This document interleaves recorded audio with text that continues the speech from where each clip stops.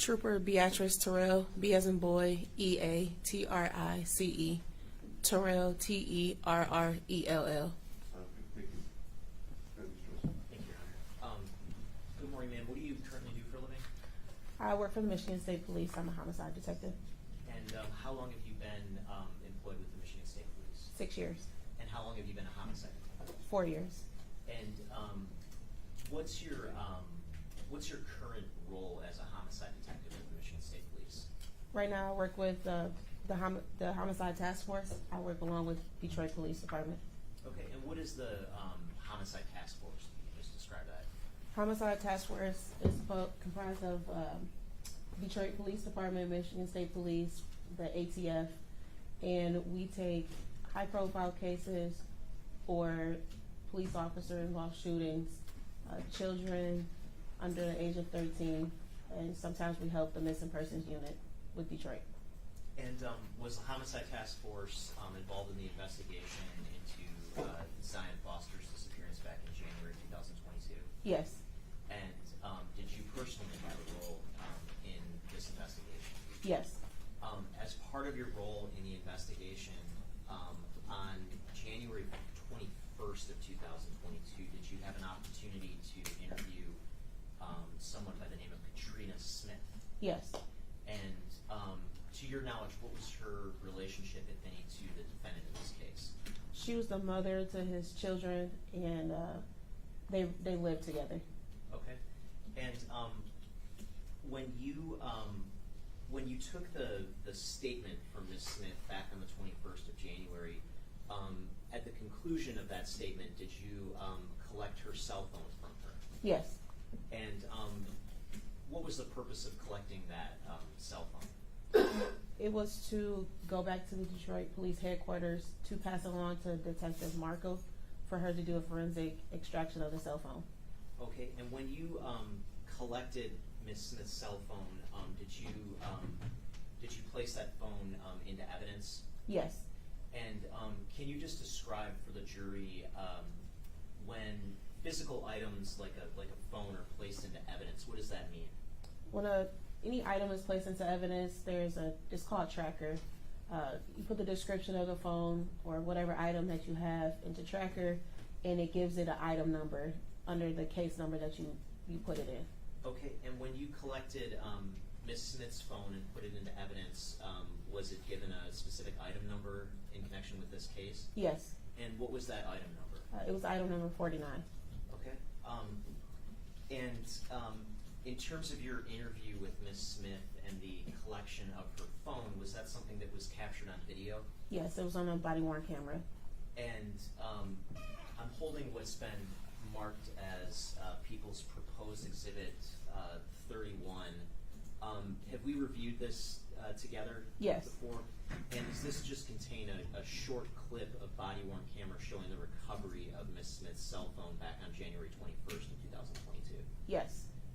And does that fairly and accurately depict the recovery of her phone back on that day? Yes. Thank you.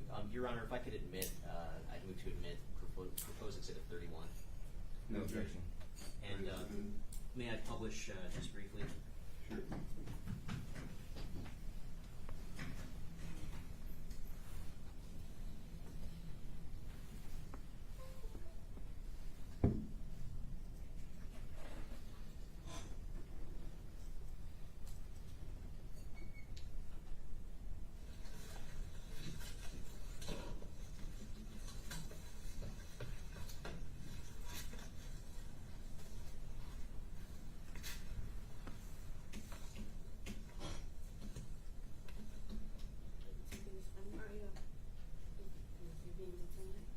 Yes, I'm seizing the cell phone.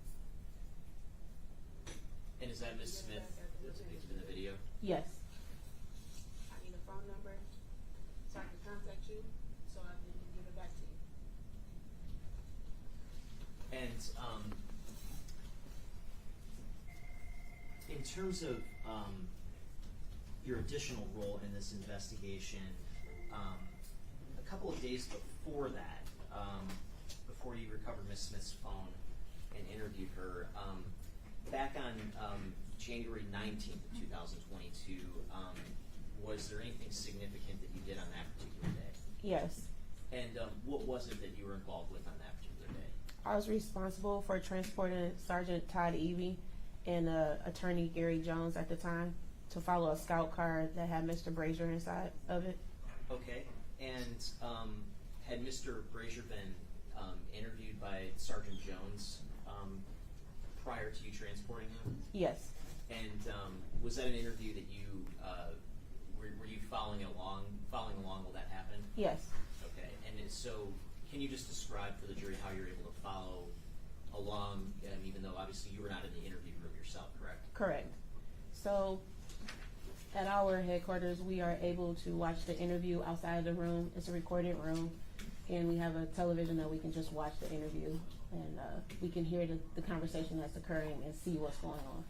Okay, and so where can you describe when you left headquarters at the conclusion of the interview? Where did you go from there? What happened?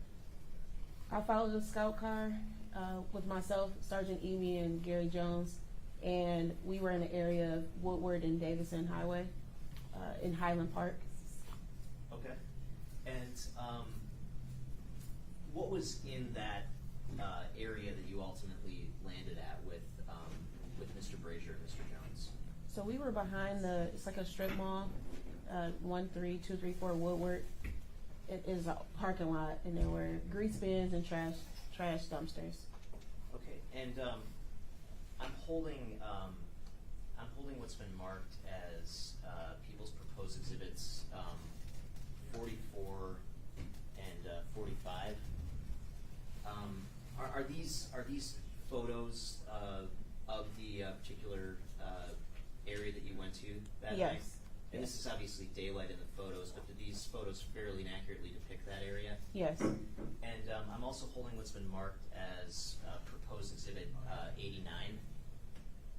Is this just a sort of a Google satellite overview of that area with a particular portion zoomed in? Yes. And does this fairly and accurately depict that area that you went to with Mr. Brazier back on January 19th? Yes. Your Honor, I move to admit proposed exhibits 44, 45, and 89. No objection. And may I publish? Sure.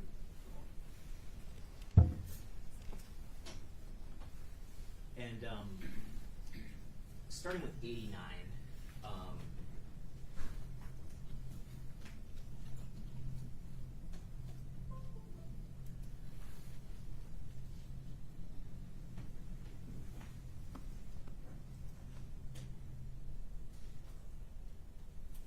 so the area that's enclosed in the smaller green square, what's the significance of that particular area? That is where Mr. Brazier took us to in the parking lot. The two green dumpsters and then the grease bin is where he took us. Okay, and does the larger square sort of reflect a zoom in of that particular area? Yes. Okay. And if we take a look at exhibits 44 and 45, is this is showing you exhibit 44, is that just kind of a view of that particular area? Yes. And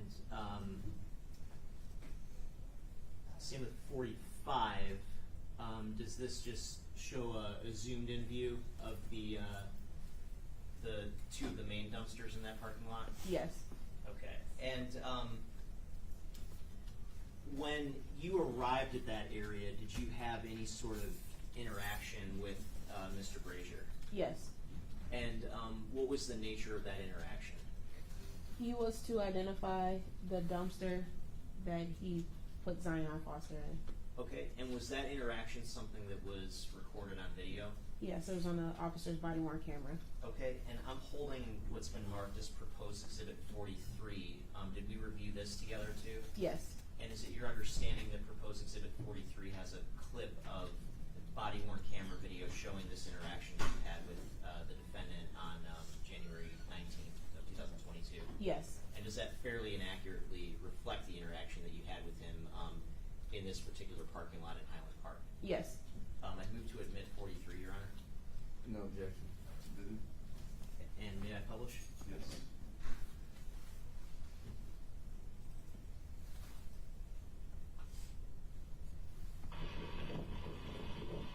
Should we get him out or no? Okay.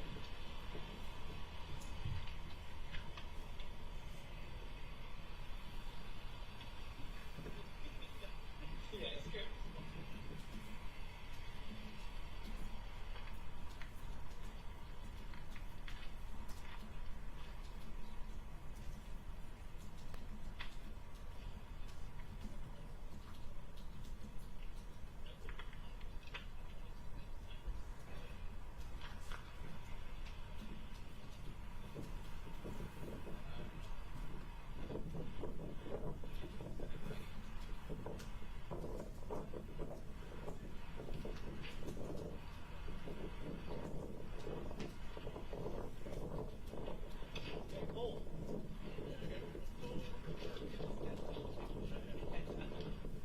And who's that depicted in the video at that point?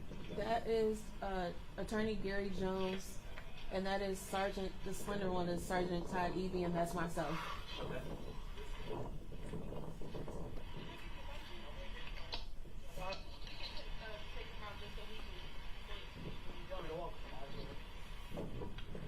I got him right here. Put him in the front. He's in the back. Oh, okay. Yeah, that's fine. Put him back in the front. You want to do it or? No, because he's talking right now, he's fine. Okay. Come on, wait.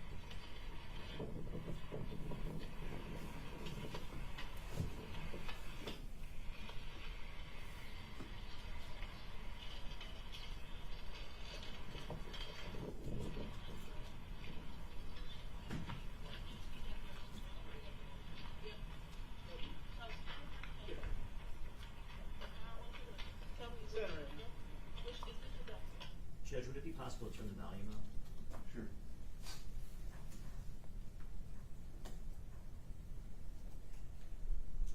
Which is this the doctor? Okay. Which doctor are you? I'm gonna walk up to you, okay?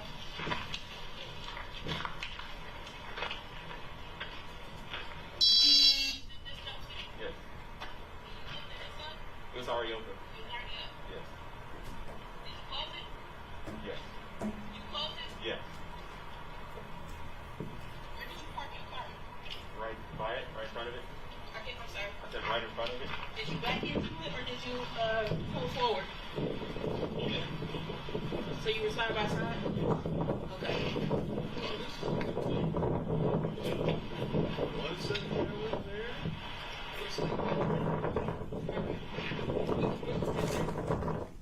Okay, in stopping the video, the dumpster that the defendant identified looking at Exhibit 45, you see the dumpster in this photo?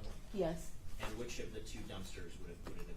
It'll be the one on the right that's mostly green with the Okay. lid closed. And when you were out there at the area on the night of January 19th, did you look inside that dumpster? Yes. And did you see anything notable in it at that time? No. So there wasn't a body in the dumpster at that time? Nobody. And just for clarity of the record, when throughout your testimony we've been discussing the defendant, Jaylin Brazier, do you happen to see the individual that you interacted with that night in court today? Yes. And just for the record, could you point to him and describe what he's wearing? He has a blue suit on with a green shirt under it. Thank you. If the record could reflect that the witnesses identify the defendant. So reflected? Thank you. No further questions. Okay. Congratulations. Good morning, Trooper. Just a couple questions. Now, you seized Katrina Smith's telephone? Yes. Okay. And you were instructed to do this? Yes. Okay. Did you know if there was a search warrant that was provided to you to seize this particular phone? It was consent. With consent? Consent. She consented to you? Yes. Okay. We didn't see that reflected on the video, though, correct? Correct. Okay. And it seemed like more or less you were demanding her phone. You would agree to that, correct? No. Okay. But you didn't ask her, say, hey, now that you consented to handing your phone over, I need your phone. You said, I need to take your phone, correct? Correct. Okay.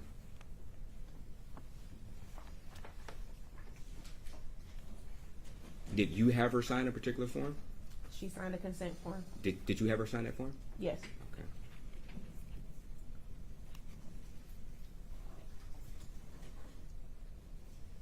No further questions.